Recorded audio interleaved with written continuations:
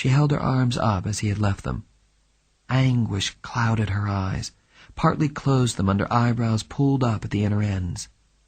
Her soft, damp red lips trembled. Spade laughed, a harsh syllable, "Ha!" and went to the buff curtain window. He stood there with his back to her, looking through the curtain into the court until she started towards him. Then he turned quickly and went to his desk. He sat down, put his elbows on the desk, his chin between his fists, and looked at her. His yellowish eyes glittered between narrowed lids. "Who," he asked coldly, "put that bright idea in your head?" I thought... She lifted a hand to her mouth, and fresh tears came to her eyes. She came to stand beside the desk, moving with easy, sure-footed grace in black slippers whose smallness and heel height were extreme. "Be kind to me, Sam," she said humbly. He laughed at her, his eyes still glittering. "You killed my husband, Sam. Be kind to me." He clapped his palms together and said, "Jesus Christ." She began to cry audibly, holding a white handkerchief to her face. He got up and stood close behind her. He put his arms around her. He kissed her neck between ear and coat collar. He said, "Now, Iva, don't." His face was expressionless. When she had stopped crying, he put his mouth to her ear and murmured, "You shouldn't have come here today, precious. It wasn't wise. You can't stay. You ought to be home." She turned around in his arms to face him and asked, "You'll come tonight?" He shook his head gently. "Not tonight." "Soon?" "Yes." "How soon?" "As soon as I can." He kissed her mouth, led her to the door, opened it, said, "Goodbye, Iva," bowed her out, shut the door, and returned to his desk. He took tobacco and cigarette papers from his vest pockets, but did not roll a cigarette. He sat holding the papers in one hand, the tobacco in the other, and looked with brooding eyes at his dead partner's desk. Effie Perrin opened the door and came in. Her brown eyes were uneasy. Her voice was careless. She asked, "Well?" Spade said nothing. His brooding gaze did not move from his partner's desk. The girl frowned and came around to his side. "Well?" she asked in a louder voice. "How did you and the widow make out?" "She thinks I shot Miles," he said. Only his lips moved. "So you can marry her?" Spade made no reply to that. The girl took his hat from his head and put it on the desk. Then she leaned over and took the tobacco sack and the papers from his inert fingers. "The police think I shot Thursby," he said. "Who is he?" she asked, separating a cigarette paper from the packet, sifting tobacco into it. "Who do you think I shot?"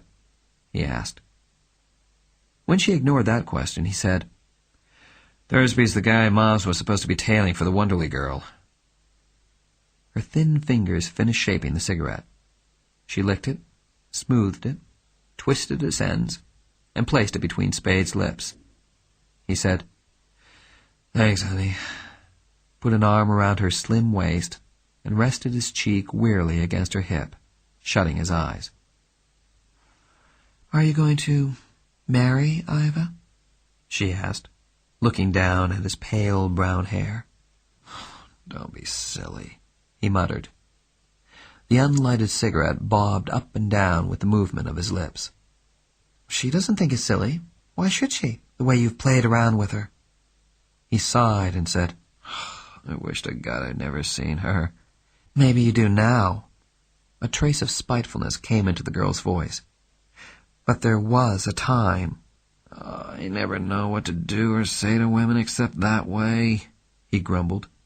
"And then I didn't like Miles." "Oh, that's a lie, Sam," the girl said.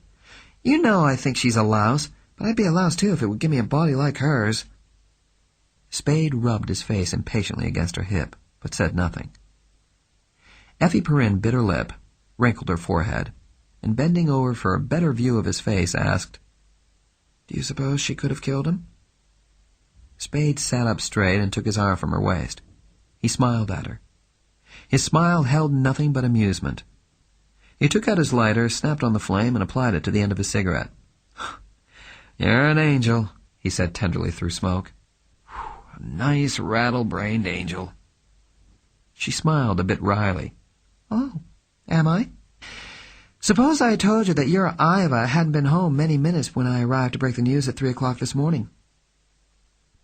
"What are you telling me?" he asked. His eyes had become alert, though his mouth continued to smile. "She could be waiting at the door while she undressed or finished undressing. I saw her clothes where she had dumped them on a chair. Her hat and coat were underneath. Her singlet on top was still warm.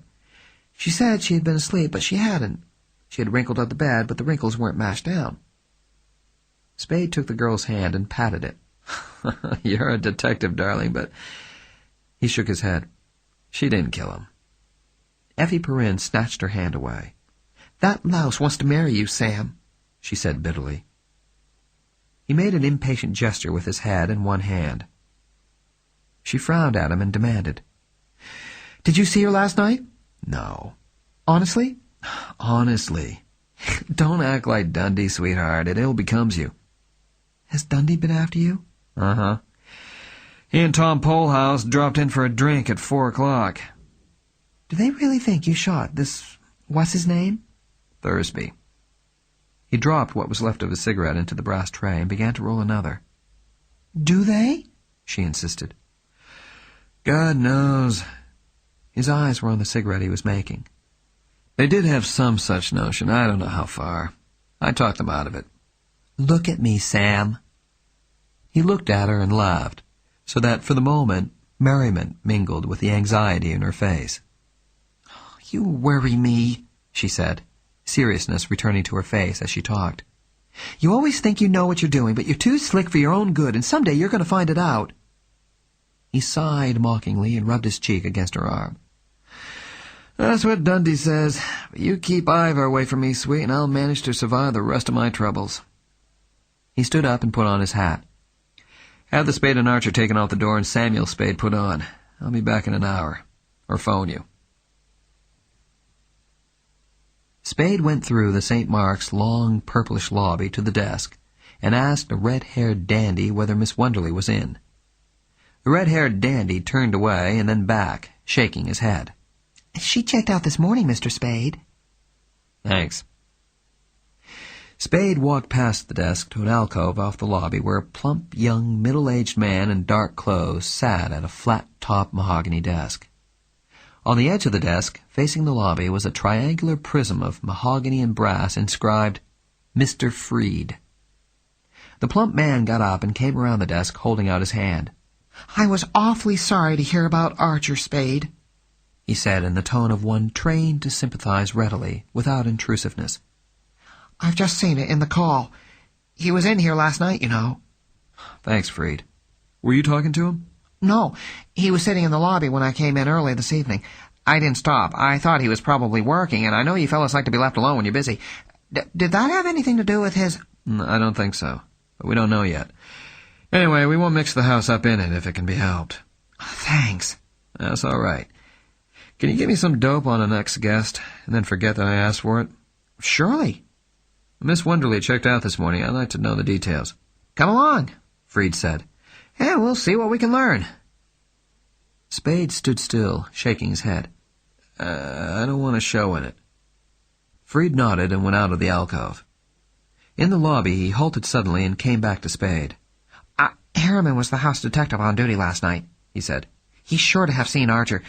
Shall I caution him not to mention it?" Spade looked at Freed from the corners of his eyes. Better not. That won't make any difference as long as there's no connection shown with this Wonderly. Harriman's all right, but he likes to talk, and I'd as lief not to have him think there's anything to be kept quiet." Freed nodded again and went away. 15 minutes later he returned. "She arrived last Tuesday, registering from New York. She had in a trunk only some bags. There were no phone calls charged to her room, and she doesn't seem to have received much, if any, mail.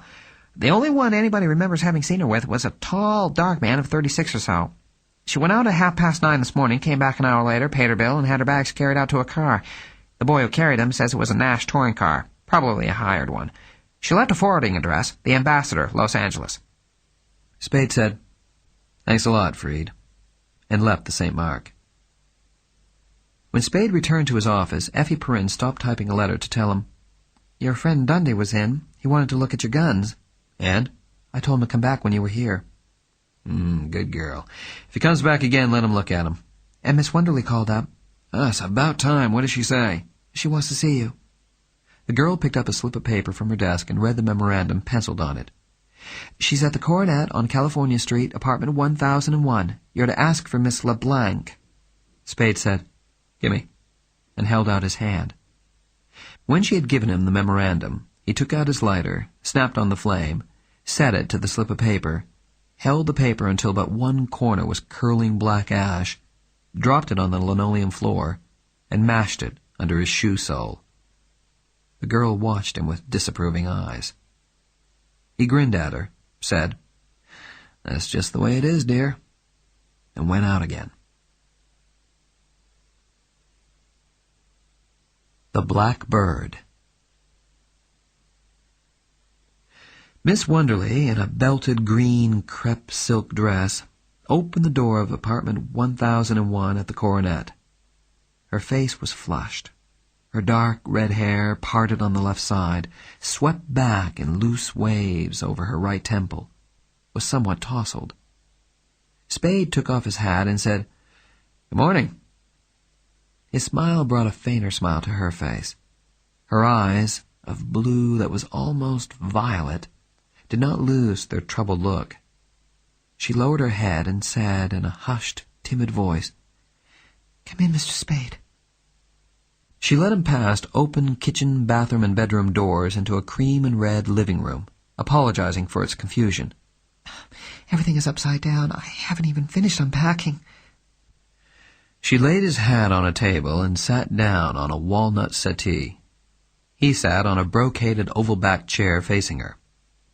She looked at her fingers, working them together, and said, "Mr. Spade, I have a terrible, terrible confession to make."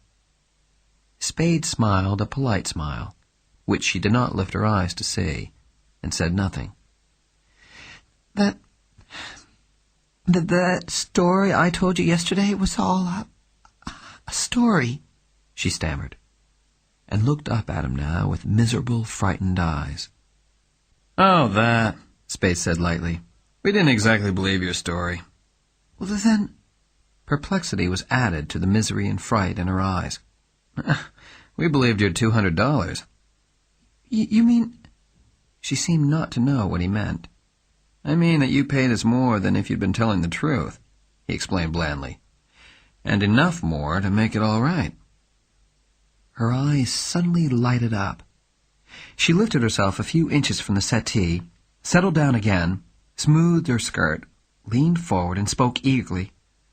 "And even now you'd be willing to—" Spade stopped her with a palm-up motion of one hand.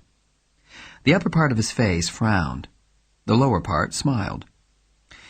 "That depends," he said. "The hell of it is, Miss... Is your name Wonderly or LeBlanc?" She blushed and murmured, "It's really O'Shaughnessy. Bridget O'Shaughnessy."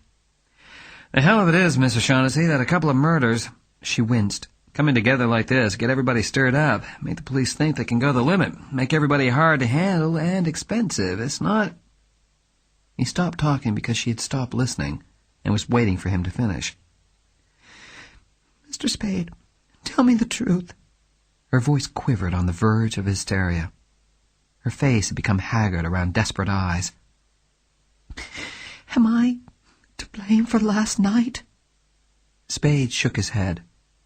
"Not unless there are things I don't know about," he said. "You warned us that Thursby was dangerous. Of course, you lied to us about your sister and all, but that doesn't count. We didn't believe you." He shrugged his sloping shoulders. "I wouldn't say it was your fault." She said, "Thank you," very softly, and then moved her head from side to side.